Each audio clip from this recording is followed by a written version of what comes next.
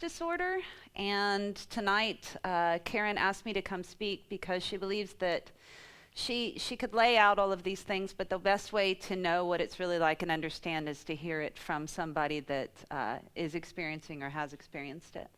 So let me first start applauding you for being here tonight. You want to clap? All right. One of the most important things that I've found in my recovery is that the support of your family and loved ones is paramount. It's absolutely necessary. And I found myself very fortunate to be surrounded by a support system in my life who has stuck through it all with me. It's oftentimes a gentle hug from my mother, or the kind words of a friend, or somebody saying, just don't give up and keep going, and I'm here and I understand, that has pulled me out of the darkness when I felt like I couldn't go on any further. So let's look back. Starting off, I was always a very sensitive child. I didn't really understand that as far as I go back. Everything that I experienced was intense, not just my emotions, but literally everything that I experienced in life was very, very intense for me. And I don't know why I need to refer to those. I know me, right? Like I'm the world's best expert on me, so I'm just going to talk. Anyway, so as far back as I can remember, everything was intense, and I didn't know how to deal with it. The people around me didn't know how to deal with it. I just seemed to be overdramatic, or looking for attention, or something to that effect. Even the slightest situation. If it were something that slightly irritated me, it was the end of the world and I became angry. If I thought that I might lose somebody or there was a threat to a relationship that I might have, it was absolutely devastating, and I would do anything that I possibly could to try to hold on to that person or that relationship so that they wouldn't leave me. And this is even if there wasn't actually anything that was happening that was threatening.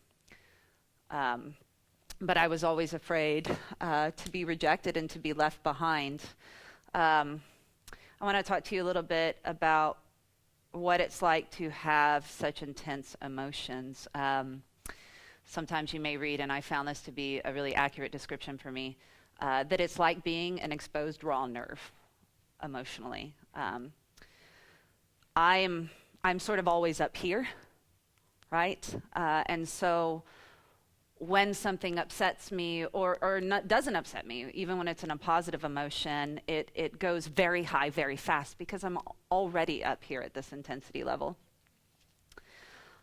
And I want to share a story with you. Some of you may have seen this. I've told this story before. To give you an example of what that emotion intensity can be like. When I was 8 years old, my uncle brought a kitten home.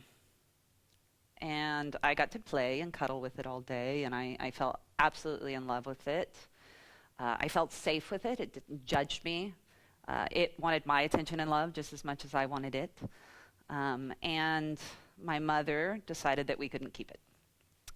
And the thought of having that kitten taken away after the bond that I had formed, and again, this is the intensity of it, that bond in such a short time, was so overwhelming for me to think of losing, that somewhere, as an 8-year-old, I decided that I wanted to kill myself.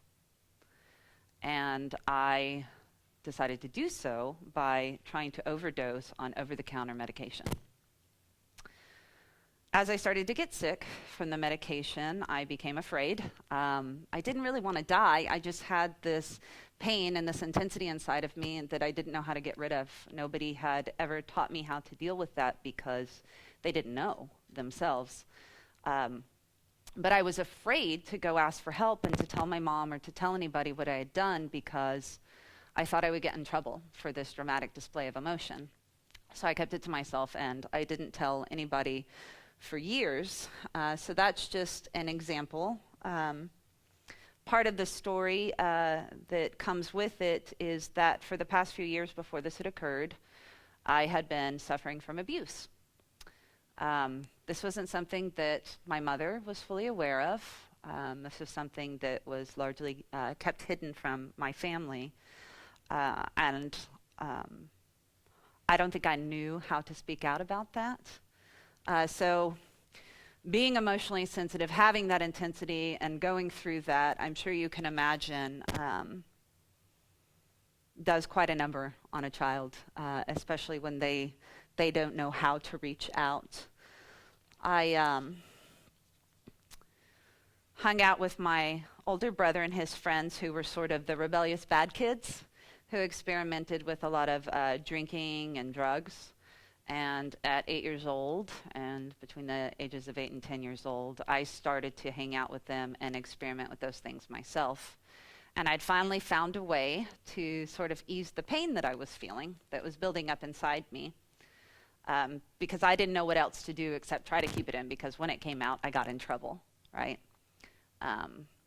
Or sort of dismissed in a way, you know, if I were upset about something, or I said I don't feel good, and the response I often got was, "Oh, you're fine," or "Oh, you're just whatever." But it didn't feel that way to me, so I learned to keep that stuff inside. And so experimenting with drugs and alcohol helped me find a way to sort of numb that. And so as often as I could, I tried to stay in that numbness. I didn't want to feel it. And so for the next few years after that, the abuse continued, coming from several different directions. And when it finally stopped, I was 12 years old. And I don't know how far back it went, to be honest with you. I could go into that, but I think that's another story for a different day. When it stopped, everything came up, and I started to become unraveled. I, one night, decided to take a razor blade and tried to cut on my wrist, but it hurt too bad, so I stopped. And I went to school the next day, and I told my best friend that I wanted to kill myself. Again, I don't think I really understood why or what that meant. I just didn't want to have to struggle or suffer, and I didn't know what to do with it. She was understandably terrified, so she ran to the counselor's office and told the counselor what I had told her. And I was quickly pulled in, and my mother was called on the phone. When she answered, she seemed very angry. And I was terrified, and she said that we would, talk about it later when we were both home. She didn't know what to do, and I can't really blame her. Part of what happened was she drove me to a psychiatric hospital and told me that if I didn't come clean about everything that was going on and why I wanted to kill myself, that she would put me in that hospital. And so I came clean about everything because, one, I didn't want to be abandoned. I didn't want to be left there, and I wanted help. So I told her about all of the abuse and everything that had been going on, about the suicide attempt at 8 years old. And she and I decided together that I would go to a day hospital for children in downtown Houston. I started going there, and it consisted of pretty much class. You had like class where you had to learn, and you had group therapy and sort of recreation time. And inside of that classroom was what they called a timeout room. And it was really just a small room with white padded walls. And so one day I'm there, and we're in the recreation room, and one of the techs that was there in charge of watching us at the time was getting on to one of the other patients. And I decided I wanted to be big and bad and fit in because, truth be told, I didn't know who I was. I didn't know where I fit in, and so I was always trying to kind of see what role I could play to be accepted by people. So I decided that I would tell him to shut up in a not so nice way. And his response was to tell me to get up from my chair, and I didn't. I refused, so he came up behind me, and he sort of pulled me up out of my chair and dragged me out of the room and down the hallway. And the whole time I'm trying to kick him, and I'm screaming all sorts of four-letter words, I'm sure you can imagine. And my mother happens to be in the library off of the hallway in a parents' meeting. And she becomes humiliated because I'm screaming so loud that the other parents in there, whose children are also there because they're having difficulty, are saying, "Whose child is that?" And it was me. So that's just sort of an example of that intensity. Unfortunately, the way that insurance works, oftentimes, and some of you may be familiar with this, is after 30 days, if you're not actively suicidal or homicidal, they won't cover you anymore. And they sort of just let you go out into the world to figure it out for yourself. So that's what happened. I went back to school. I started going to a adolescent and teenage recovery/support group that my older brother had been going to. And it was the coolest thing, because for the first time in my life, there were all these people, and they liked me, right? And everybody was family, and everybody wanted to hang out all the time, and there was always something to do, and there were people calling you all the time and inviting you to go places. And I thought, wow, this is great. You know, these people don't want to reject me. I can tell them exactly who I am, and they love me even more for it, right? But like most relationships that I've experienced in my life, that went sour. And at some point, my sponsor, it was a 12-step program, told me that I shouldn't speak in meetings anymore, which was a really hard thing to hear, because it was my sponsor, and she had just silenced me. So I felt rejected again. And I eventually, went back to hanging out with bad kids from school and getting back into drugs and drinking. At 13 years old, I asked to be put back into a hospital. Just spinning out of control, in pain, miserable. And so I went to an inpatient hospital. This hospital was affiliated with a support group, so I had gone back through them. And I had seen other people that had come in and out of that and had really good experiences with it, and had, established these bonds with other people. And that was something that I really wanted for myself. So I went and tried to, again, find a way to fit in with people there. And the only way I knew how to do that was to kind of listen to what they said and then try to mimic it, right? By saying things that they liked or they believed in. But the thing is that they got to talking, and it turned out that some of those things were contradicting the other. And so one night, after hours with no counselor present, they all pulled me aside and confronted me as a group. And I don't know if that's ever happened to any of y'all, but that's a horrible feeling. Absolutely horrible feeling. So again, I felt rejected in a place where I'd gone to get better. And again, 30 days came up, insurance released me, went back out into the world, went back to drugs and drinking. At 14 years old, I started cutting on myself. And it's sort of strange, because I don't really know how I knew about that. I think I was actually sort of a little punk rock girl at that time, and I think there was somebody I idolized that had done that, which seemed super healthy.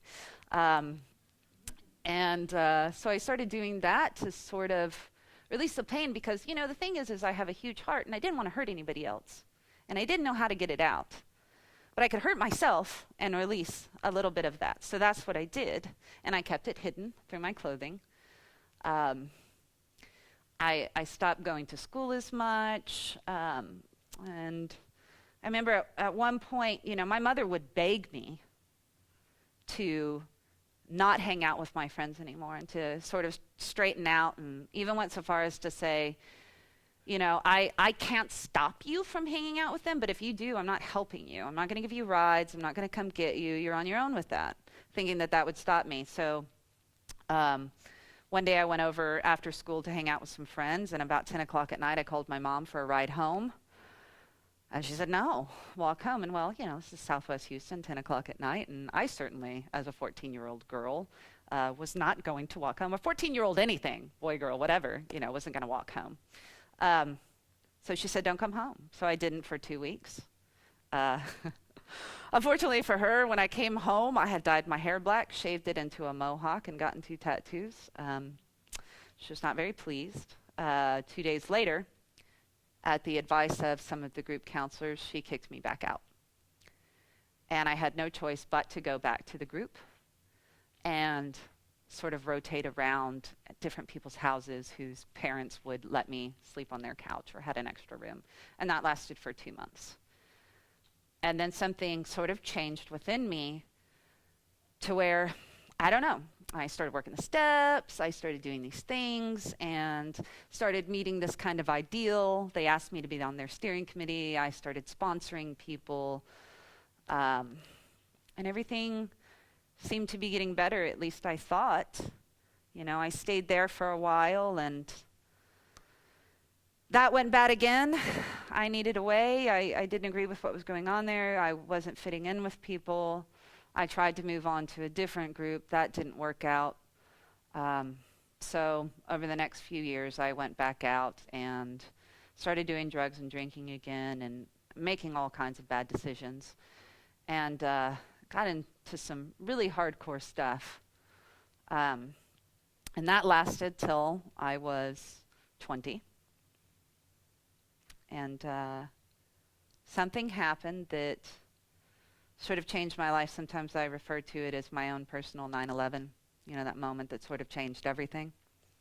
And a very dear friend of mine who was a core part of my support, who loved and accepted me, no matter what, even if he saw me freak out, even if he saw me have an outburst, he struggled with his own battle, and he gave in. And he killed himself. And it shook me out of probably the darkest period of my life. It sort of shook me awake. Strangely enough, I met somebody at the wake, which is, romantically met someone, which is certainly not, a place that I go to look for meeting people to date. But I did, and we clung to each other. We were both lonely, lost souls that didn't want to be alone, and finally we had somebody to sort of hold on to. Some friends of his asked us if we wanted to move away to this new town, and I had even stopped going out anymore because, I was getting blackout drunk. I was doing all these things, humiliating myself in public, and I just didn't want to be around anybody anymore because I was so embarrassed. Like, I had to be intoxicated to be in public to even deal with it, So we moved 5 hours away because I thought that if I got a new start somewhere else, maybe it would be different. But the thing is that I was still me.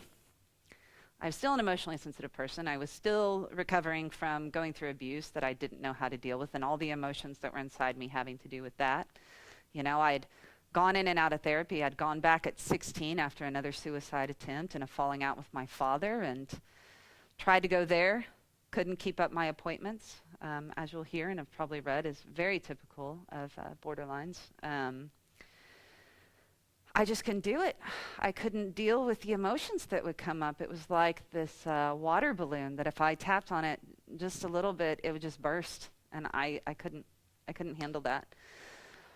So I moved away. Again, thought maybe things would get a little bit better. But they didn't. Same story.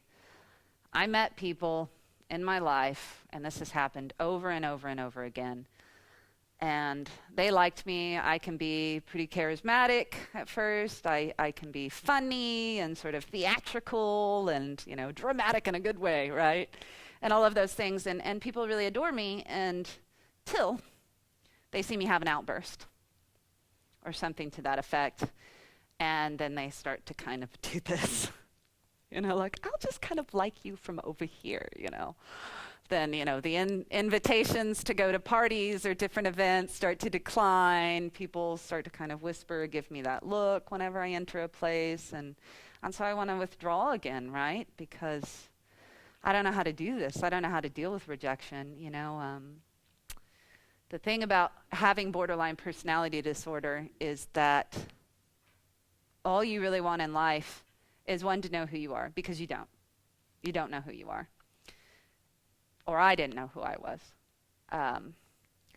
And you want to be loved and accepted. But the thing is that you have this intense emotion, and people don't know how to deal with it, and it causes you to be rejected, right? So the very thing that you struggle with is the very thing that keeps hurting you by pushing people away that don't know how to deal with it.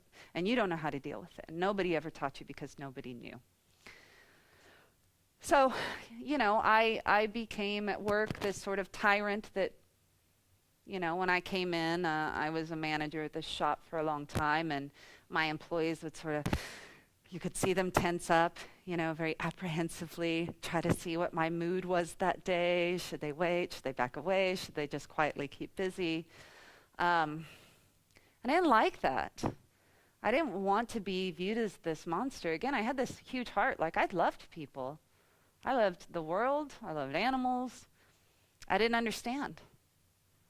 I didn't understand why I felt this way, why I couldn't get past things, why nobody else around me understood, and why it was different, because I would see other people get angry or upset, right, and react to things. Why was it different when I did it and they didn't? And I don't know, I felt so alone. The relationship that I had been in eventually ended, and I jumped right into another one, and this was a pattern for me because I just would do anything to not have to be alone. So just one right after another, one right after another. A few years later, I'd gone back to college after a horrible family tragedy. Pushed me sort of, like, you don't know when life is done and you have to jump on any opportunity you can. So I'd gone back to school, somehow got through that. I don't even know. I got a bachelor's degree in 3 years. It was very intense. When I got out, my grandmother was sick and here receiving treatment for cancer, and I didn't want to miss out. So I moved back home. I was never going to move back to Houston, right? I didn't want to ever be seen by anybody but my family sneaking into town for holidays. So I came back, and I was super lonely. I lived, at 30 years old in the garage apartment behind my parents' house, where I was going to live while I went to school for my master's degree. And I would cry to them on the weekends because I was just so lonely. But one of the benefits to being an emotionally sensitive person is that I'm extremely passionate about things. I have a huge heart. I care very intensely and deeply about things, and I'm very passionate about that. And that allows me to be an activist and allows me to speak out. And coming into Houston and being that lonely, I decided that I would figure out where the people that were like-minded hung out and the things that they did, and I would go do those things, and I would go to those places, and I started meeting people. But it was all at a very, surface level, and like a professional activist networking thing. So they didn't really know me, And I was at where I met somebody involved with an organization, which I would later move into and become a part of, that were totally aligned with what I believed in. And that went really great for a while, and like everything else, crumbled.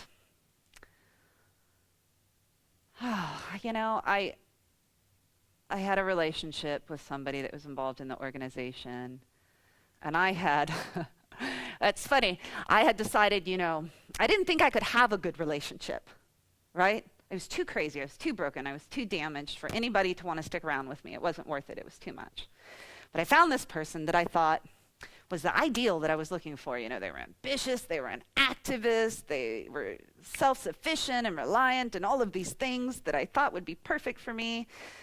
A friend of mine laughs at me later and says, I think you overshot that a little bit because the heart wasn't there and the things that really mattered. I got told for, a year and a half in that relationship that I was too intense, too overdramatic, too much to deal with. Even as I would beg and cry and plead every time they threatened to leave me, I even got told once, in response to me saying, I know I have issues, but I'm really trying to work on it. They said, all right, well, give me a call when you do.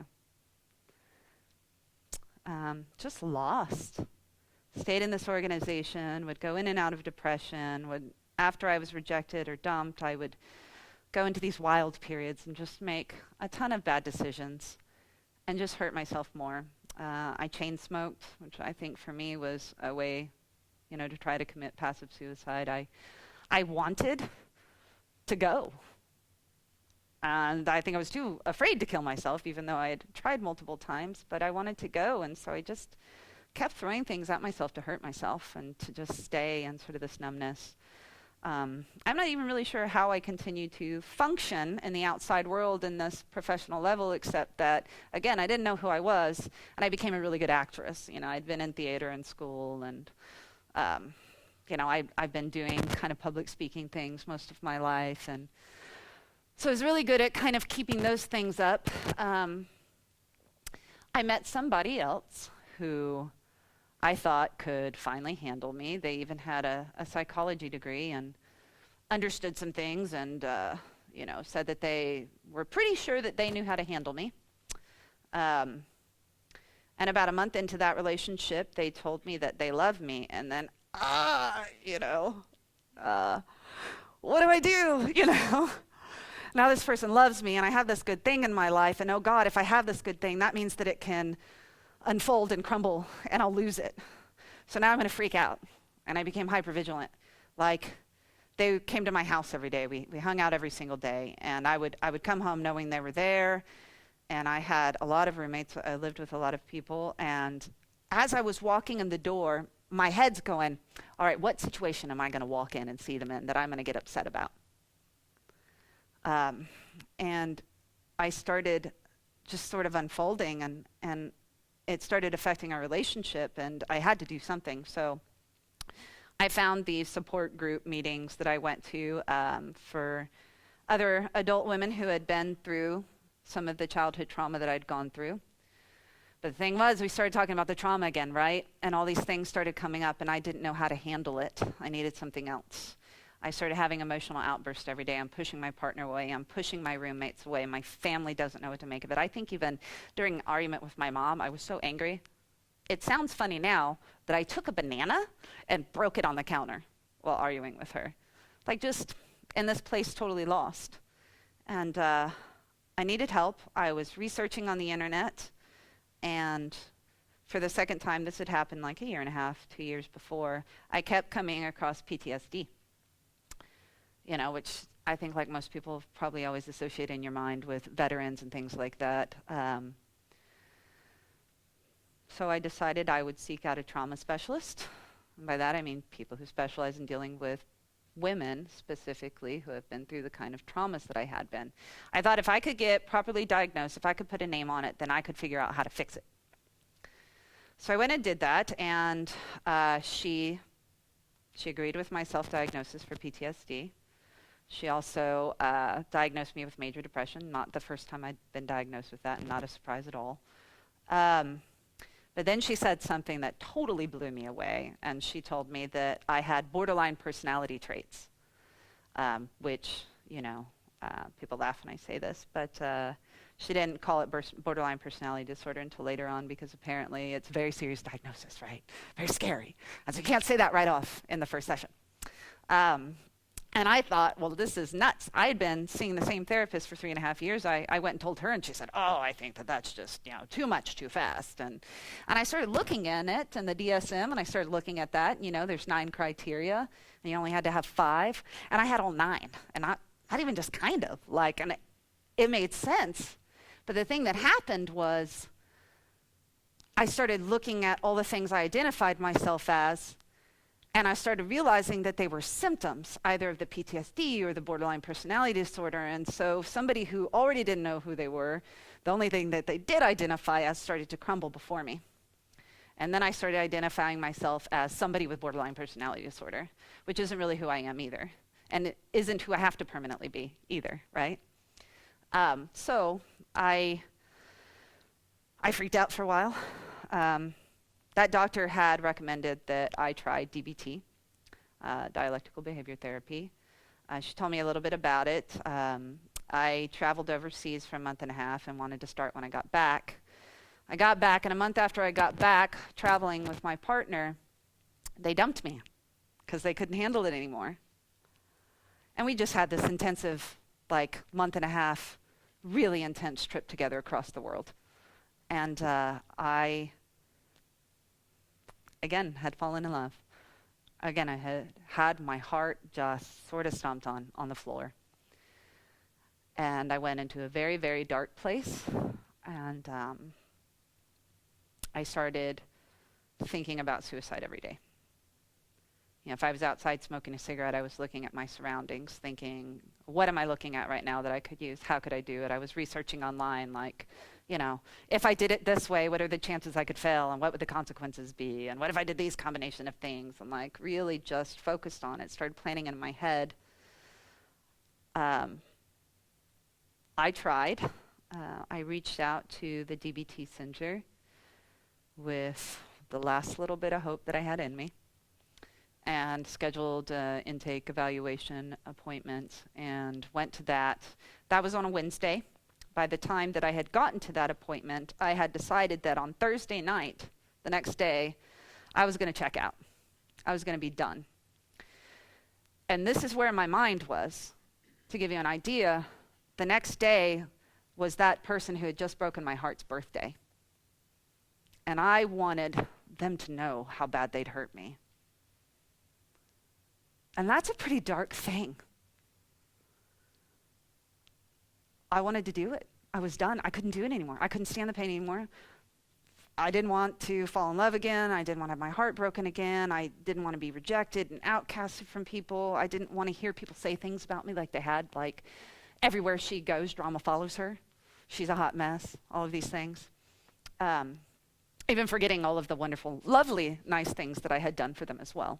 That didn't matter, right? Because the outburst kind of overshadowed everything else.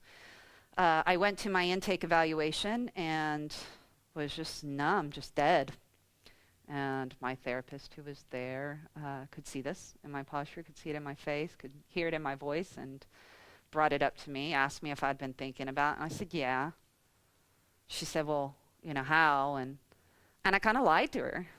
And I kind of downplayed it, that I wasn't really that far, But I knew. I knew I was going to go home. And I knew the next night I was going to do it. So I went home from the appointment, and I went into my room, my sanctuary, and got out my laptop to zone out on Netflix, right? Because I didn't have to think about anything if I was looking at that. And in that moment, my computer decided to do, like 30 updates or whatever it does.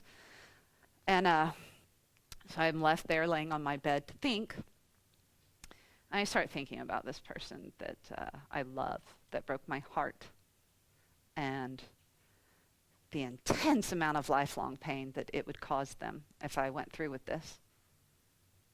Which again is, like I'm not really even thinking about me at that point yet.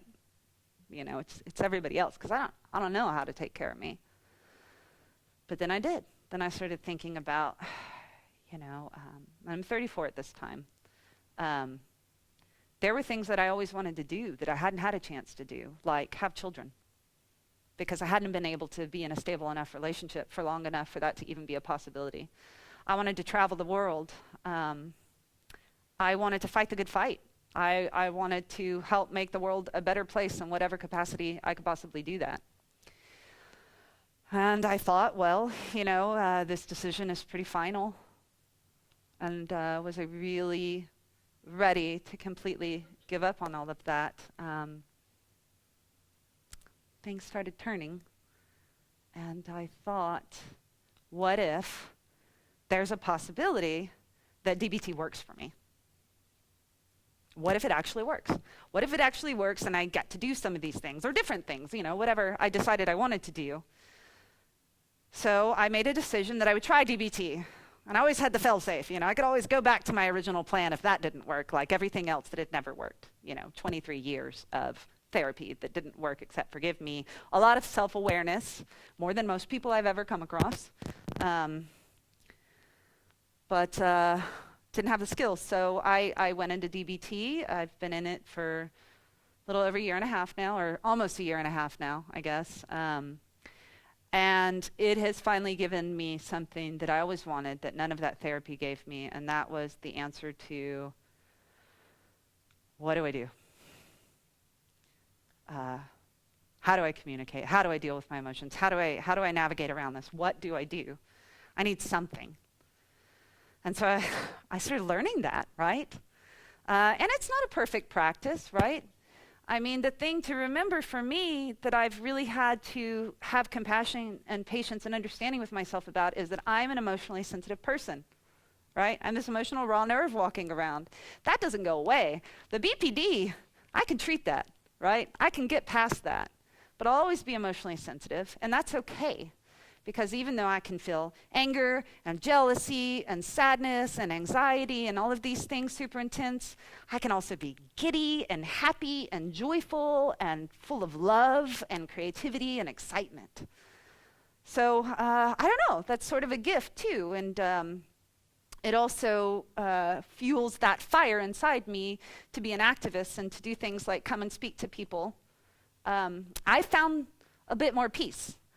I've started to know myself more, and if there's any way that I can share that with other people and let them know that they're not alone, or to let their loved ones know that there is hope and not to give up, and that it's your love and light that can help pull your loved one through, I would have been absolutely lost if the people in my life had totally given up on me. And they had plenty of reasons to, plenty of times, but they didn't. Lots of people left, but just enough people stayed. And most importantly, my mother. Because if I go back to that dark place, I'm not going to lie, sometimes it happens. I'm not about to do it, but I'm not going to say it never crosses my mind. I think about her, and I think about how much she stood by me, and how much I love her, and how much I want to stay in the fight for her. So if there's anything I can get to y'all today is to beg and plea. I'll do that. I'm humble enough. Don't give up. Please.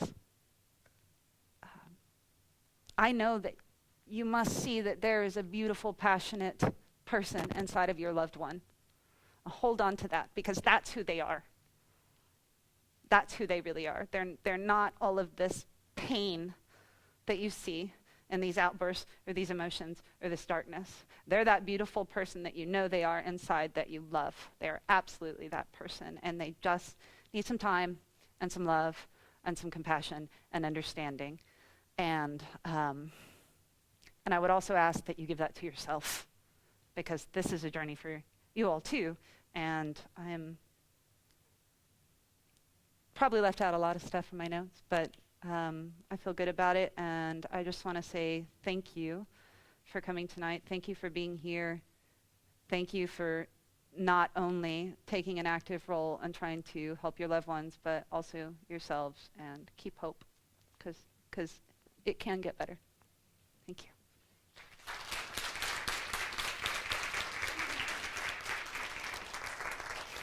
So at the bottom of BP, now I'm coming from a very specific theoretical orientation, and that is dialectical behavior therapy.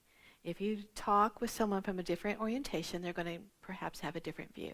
So I just want to be sure I say that. So in DBT, what we see borderline personality disorder as a disorder of emotion. That it is the inability to manage emotion that is creating the symptoms and all the pain that Jamie went through. It is like walking, that Marcia Linehan, who developed DBT, says it's like walking around like a third-degree burn victim all the time, that you don't have a shield. And everything that you run in, every emotion is so painful and more intense. You see, what are we talking about emotion regulation? You see, you and I, people who do not suffer from borderline personality disorder, emotions are like a bell curve. They come, they build, they reach a peak, and then they go back down. And that's not the case for someone with borderline personality disorder. For someone who has borderline personality disorder, the emotion shoots up quickly, very reactive, very fast. It stays at a peak longer, and it very, very slowly comes back down. So very quickly, like Jamie talked about, young children start to realize that they're different, that they don't feel things the same way other people do. You, as a parent, don't really know what's going on. You know, one child is still crying about a sad movie 30 minutes later when the other children are all out playing and have forgotten about it. And you say something like, Get over it. Go on and play.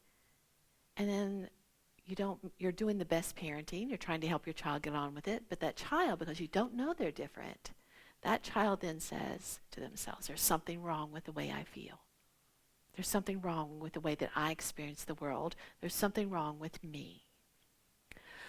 So emotion regulation, what that is our ability to control and choose the emotions we experience, the intensity of it, and how we express them. What you're doing naturally is you are looking at situations that get you upset, choosing to go into certain situations and not go into others, and that is one way that you regulate your emotions. Another way is that you look at what you pay attention to. And you can pay attention to, if you're in a situation that's really tough, you can remember in your head that other parts of your life are really good and that this is just a moment in time. So one of the ways that you regulate your emotions without even thinking about it is by being able to keep the big picture in mind. You can also look at the cognitions and what you're telling yourself. When you're telling yourself, I can't stand it, you say, wait a minute, okay, look, I can get through this. I don't want to, I don't like it, but I can get through it. And then you can choose your response. Like if you're really upset with your boss, you don't fire off an email telling him he's the worst jerk in the world and just take his job and you're leaving. You don't do that. You can choose your way of responding and choose how to act on the emotions that you have. That's emotion regulation, being able to experience the emotions, but not have the emotions control you. But emotion dysregulation is when you can't do that. When your emotions are so strong that they control you. That then you are telling the boss off. You are telling your best friend that she's the worst person in the world. You are sending 56 text messages to your ex and throwing their clothes out on the lawn. You are just acting, your emotions are in control of you. And in addition to that happening, you see it later. If you've ever been in a situation where you really couldn't manage your emotions, if you've ever been really, really threatened like that, it's like that most of the time for someone with borderline personality disorder. So what happens is we have different nervous systems. I'm not going to go into that too much right now because I want to get to the communication part if I can. But we have the parasympathetic and the sympathetic nervous system. And what happens is when our threat response kicks in, then the frontal lobe of the brain, which is the part of the brain that thinks and plans and analyzes things, when we're in a threat mode, that part of the brain is offline. That's our survival system. It's like when you're a caveman and there's a saber-toothed tiger coming after you. You don't want to start and think, I wonder if that's a male or female saber-toothed tiger. I wonder if he's eaten. I wonder if I turn to the right or the left, which would be better. That's not effective. So our system is that when we're threatened, that goes offline and we react automatically to save ourselves. Either fight, flight, or just sort of be paralyzed. And that's effective. That works. But what if there's no threat? And you can't think because the frontal lobe is not online and emotions are in control and just causing you to react. That's what's happening with people with borderline personality disorder. Their emotions go up higher. They're in overactivation. They're in overwhelm. They can't think. And then what happens sometimes is they'll do something because they know. In fact, they fear that their emotion is going to last a very long time. In fact, sometimes they fear that they will never get out of it. If they go into sadness or depression, that they'll never get out of it. So what happens is sometimes they do things to get that emotion down. And that's like putting on an emergency brake. Jamie talked about some of the things she did. She cut. And a lot of times that's why people with BPD cut. It's to get rid of that intensity of emotion because they don't know any other way. They drink. They gamble. They shop too much. They do all kinds of addictive kinds of behaviors, something to numb themselves so that they're not feeling. And that's a way that they have of stopping the emotion. If they don't, the feeling just keeps going and staying up at that peak. And in fact, the brains can sometimes ruminate and just sort of keep bringing up the story over and over and over again. That person hates me. They rejected me. Did you see how they treated me? And it just keeps the emotion going. And so they stay in that kind of pain. So it kind of makes sense. You know, if you had a choice between being in constant emotional pain or doing something to shut it off, and you have no idea what to do that works in a healthy way to shut it off, you would do what it took sometimes to just stop the pain and to try to be like the way you see other people being. Because you can see another part of the pain is being able to see that you're different. And you see that your emotions are causing issues for you. So the point I want to make is that emotion dysregulation is not the same as just being upset. Emotion dysregulation, and sometimes we call BPD emotion dysregulation disorder. Emotion dysregulation is when you can't think and when your emotions control you and you can't be effective. So what's the person going to focus on? They're going to focus on getting rid of that pain, getting that aversive stimulus down. They're going to focus on that. And it's going to happen most often in their most important relationships. Relationships with family members, spouses, and friends. Because those are the most intense relationships. Their behavior is going to be reactive and impulsive because they're driven, and sometimes they get to the point they're afraid of their emotions, and you start to feel an emotion and they've got to do something to shut it down right away. And they're either going to attack or withdraw. That's the fight or flight, right? So they're going to attack in anger, and that's the way they're going to defend themselves. That's the way they're going to, and sometimes it's a way of trying to release those intense emotions, or they're going to withdraw. That withdrawal can be pretty cold. It can be a barbed wire fence. And I would like for you to remember right here at this point, I'd like for you to remember how Jamie talked about how alone she felt. So on the other side of it, you're looking at how someone's pushing you away. They're angry at you all the time. You can't do anything right. You're awful, though they hate you. Or they're pulling away. Don't want to talk to you. Don't want to be around you. A barbed wire fence.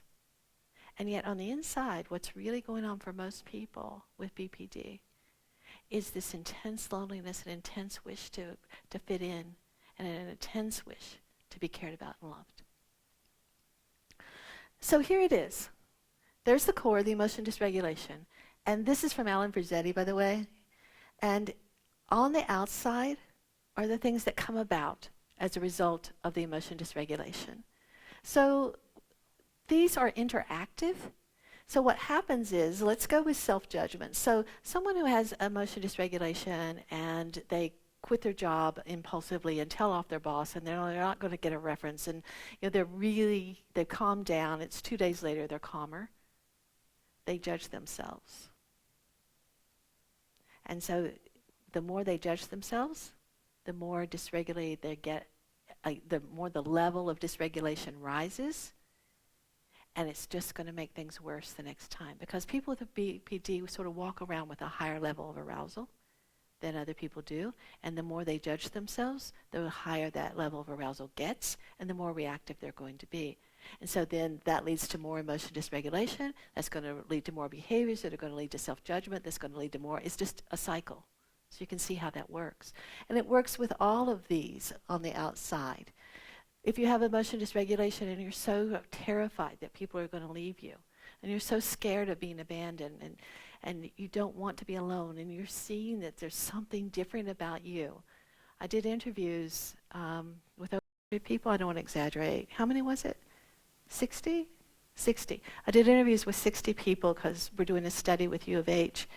And so I did interviews with 60 people and talked to them on the phone about what it was like for them to grow up emotionally sensitive. Every single person told me, I just didn't fit in from the very beginning. I didn't have a place I belonged.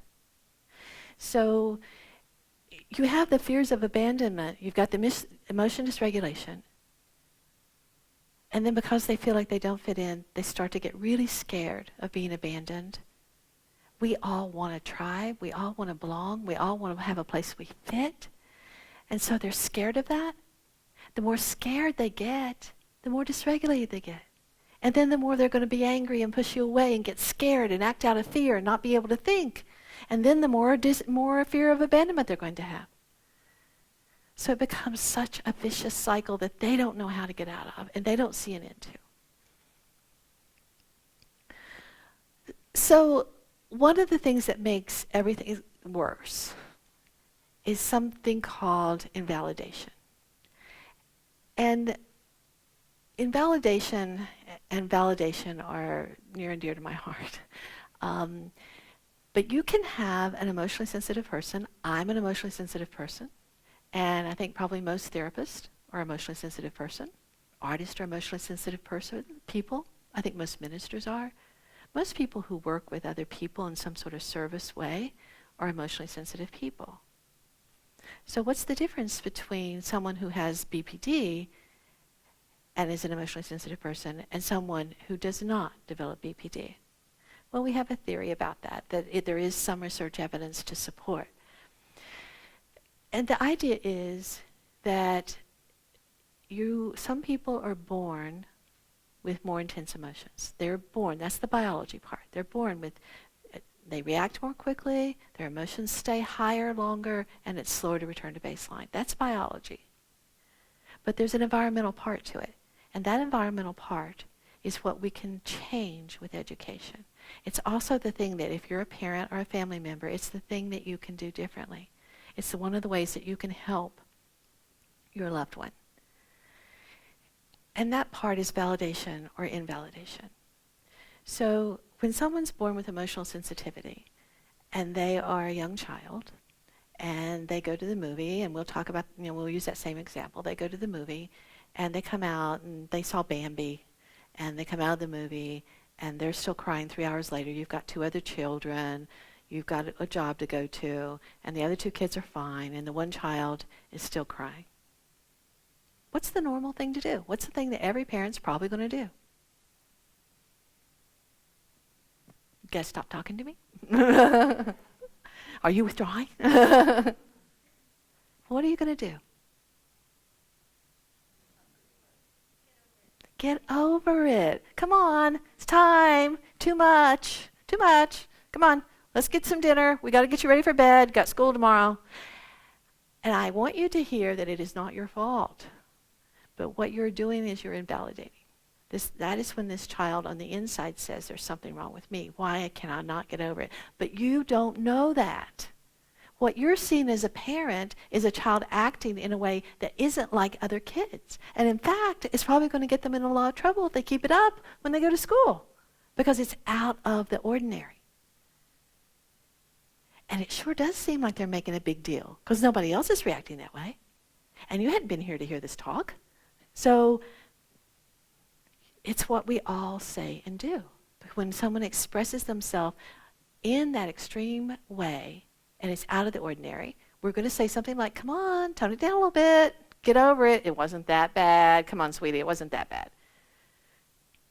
But yet, what we're doing is we're teaching someone and we're telling someone when it occurs over and over and over, pervasive. I mean, we're all going to be invalidated over and over in life, but when it's chronic and pervasive about emotions, then what happens is that person starts to learn not to be able to trust their internal experience. And that's part of that identity thing that Jamie talked about. I don't know who I am.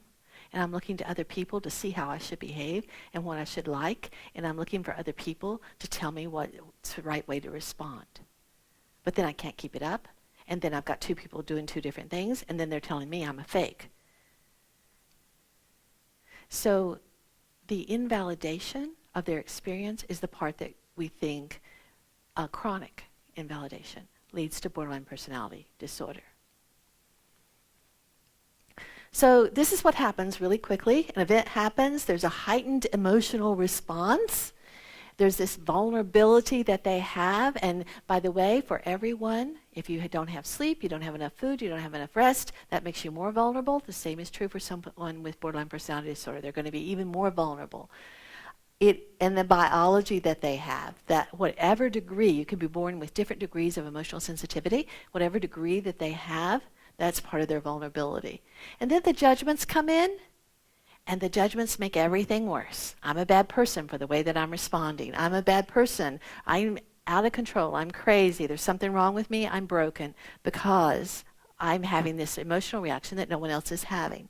And then that leads to all of these dysregulated behaviors. They're trying to take care of those emotions and they're trying to get rid of those emotions, but it comes out in these ways that just make things worse. And what that is an inaccurate expression. Okay, so let's talk about inaccurate expression. Are you guys still with me? Am I being... Okay. Okay. So inaccurate expression. You, parent, are at home. It is, let's say, 2 a.m. Your daughter's not home yet. It's raining. It's one of those downpours in Houston, just pouring down outside. What emotion are you experiencing? Fear, terrified. You haven't heard from her, terrified. Okay, she walks in the door. She's okay. She walks in the door. What's your reaction? Fury. How dare you? You are so inconsiderate. Do you ever think about anybody other than yourself? It's natural, it's normal, and it's inaccurate. Because what you're really feeling is fear. But you replaced it with anger. Now let me ask you, see in DBT we're all about what's effective. So let me ask you, what do you think is going to happen when you say, do you ever think about anybody but yourself? What's going to happen? Yeah, for all we know, she's going to go right back out the door, back into the rain, back on the road. So how effective were you? If your goal was to help her be more responsible, if your goal was to help her make better choices, how effective were you? No. And that's the point I want to make. This is not about, are you justified in being angry? Of course you're justified in being angry. But we're talking about someone who is born with emotional intensity. If you're going to communicate effectively, we have to get the intensity down. When you come out with what we call a secondary emotion, the anger, the primary emotion was fear, secondary emotion is anger. And when you come at someone with that, the emotional intensity of the room and the interaction goes way up. The person with BPD can't manage that. So you've got either a withdrawal or a fight on your hands. So accurate expression would say, when she comes in the door, and I can teach you to do this, honest I can. It takes a lot of skills, but there's skills for this. What I want you to say is, I am so glad you're home, sweetheart. I am so glad you're safe. I was scared, so scared. Let's get you to bed and we'll talk some more in the morning about how we can help this not happen again. I know that doesn't feel right or just, but what do you think's more likely to happen if you respond that way? She's more likely to go upstairs and go to bed, and that you can have a conversation in the morning when the emotions are down and the brain is back on board. That's accurate expression. What I'm asking you to do is to be aware, be mindful of your primary emotions and express those rather than going with secondary ones. Okay, so spouse, you come home from work, you've had a really bad day at work, you walk in the door, and your spouse is cooking dinner, and you look at him and you say, "Oh, couldn't we have something besides meatloaf?" What kind of response you're going to get? Okay, we won't talk about that. All right. Are you expressing yourself accurately? Is that accurate expression? No. What's accurate expression?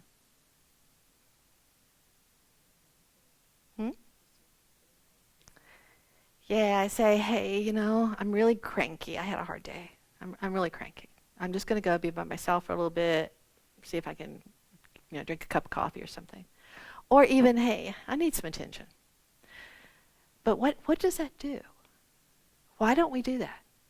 It's because it creates vulnerability. It's really hard to say what we're really feeling. Really hard. But yet it's on a smaller level, it's the same thing that individuals with BPD are doing. They're looking at it and saying, I hate you.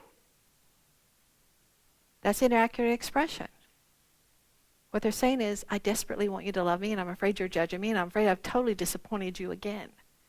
Or I really, really, really, really, really wanted this, and you won't let me have it, and I don't know how to handle that disappointment. We're doing the same thing, just on a different level. And we can still live effectively, and people with BPD cannot. It starts to destroy their lives. But I'm using that to try to help you understand a little bit better. So if we invalidate, so they come in and say, I hate you, and you don't hear what's behind it, and you say, then just get out. You sure don't hate me when you want to borrow the car. We don't have communication at all.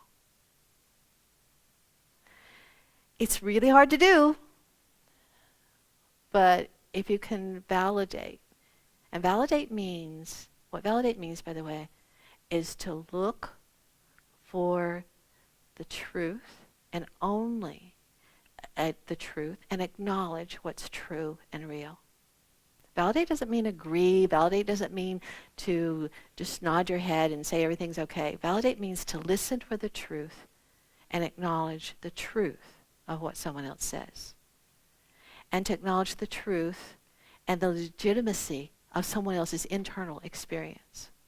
So if someone says, I hate you, validation is to acknowledge the legitimacy of their internal experience would be, wow, I have really upset you.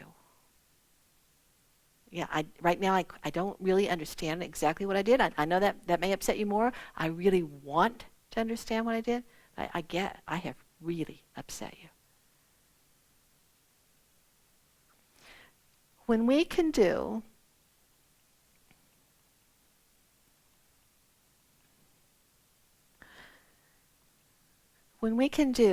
accurate expression and validating responses, then that's healthy and effective communication. That's where I want to get us. And if you have someone in your life who has borderline personality disorder, that's what we want to teach you. How to do validating responses effectively and how to do accurate expression of your emotions.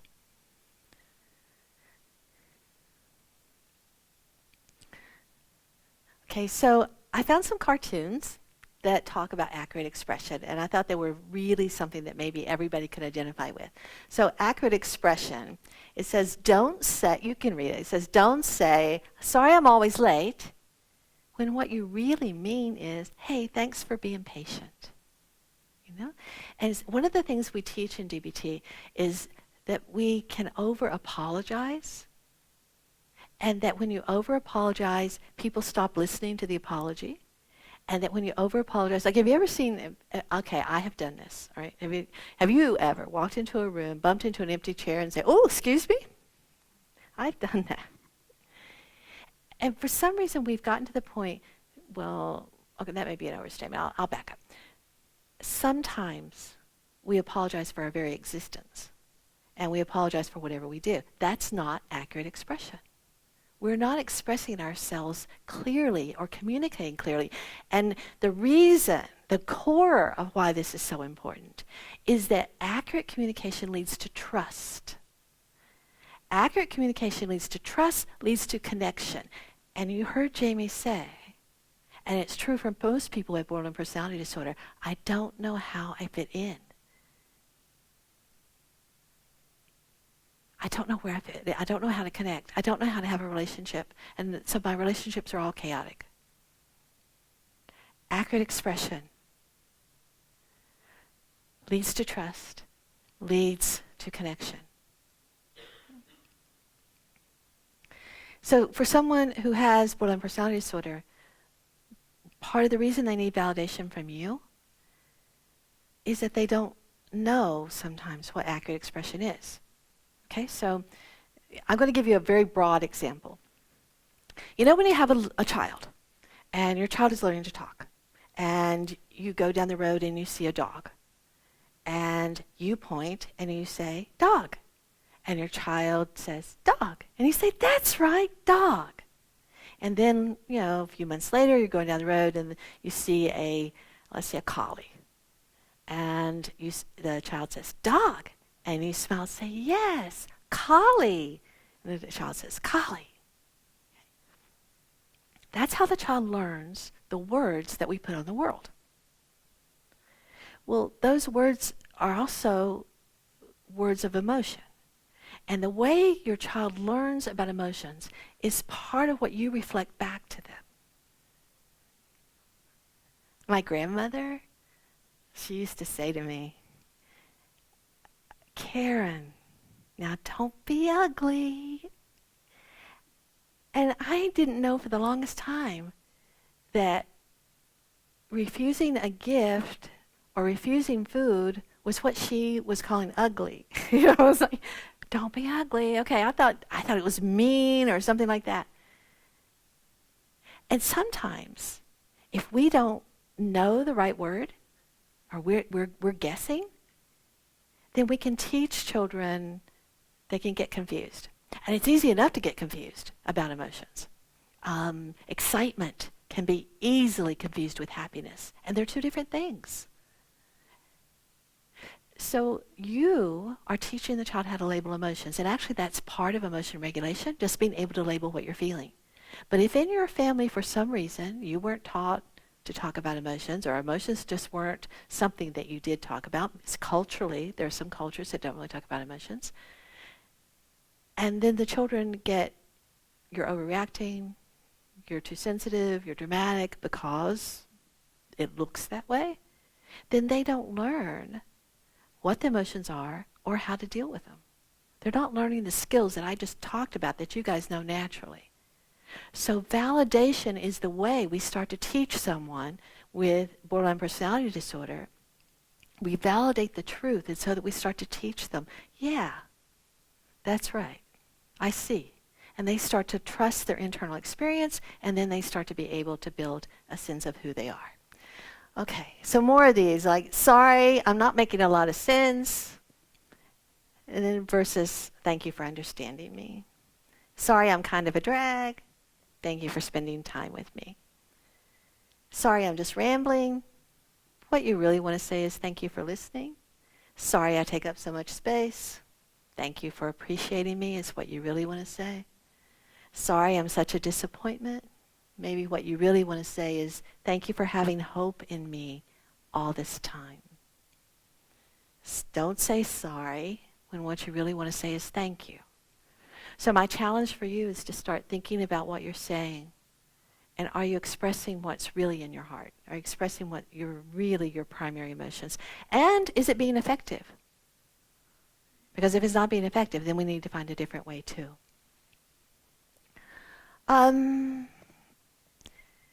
So it is time for questions, I think. Yes. So let me just stop here. And Jamie, are you willing to answer questions? Okay, so I want to join Jamie in thanking you for being here. For me, helping people be able to recognize borderline personality disorder is one of my values, I guess. I'm passionate about that because so many people are going through so much pain and they don't know what it is. And being able to say this is what it is and we know how to treat it and you can recover means a great deal, and it can make a huge difference. And there is so much hope for BPD, actually, so much hope. But we as a mental health profession, we've not done such a good job sometimes. And so a lot of people who have sought out help that hasn't been effective have really sort of given up on us, and understandably so. Up until recently, we really didn't have effective therapies that really could treat BPD, but we do now. And so getting out the word, I'm very grateful to you, and I'm grateful to you for helping us do that. And sometimes you may need to go to your therapist and say, this is what I know. What do you think? Because there's so much information for mental health professionals to learn, and you as a parent have a view that they don't have. And your information can be really critical. It's also the case, I said I was going to stop. It's also the case that your involvement, research shows, your involvement makes recovery more likely and a higher level of recovery. So I just want to put a plug in for something called Family Connections, which is a free program. It's research-based. It's developed by Dr. Alan Frizzetti and Dr. Perry Hoffman. It's all over Houston, and there are teleconferences that you can join, and it teaches skills. Accurate expression and validation, those are some of the skills it teaches. And you can learn those skills, and that can help you make a contribution, whether or not your loved one is willing to go to treatment. The research also shows that if you change, and if you change the way you regulate your emotions, and you change the way you interact, it benefits the person with BPD, with borderline personality disorder.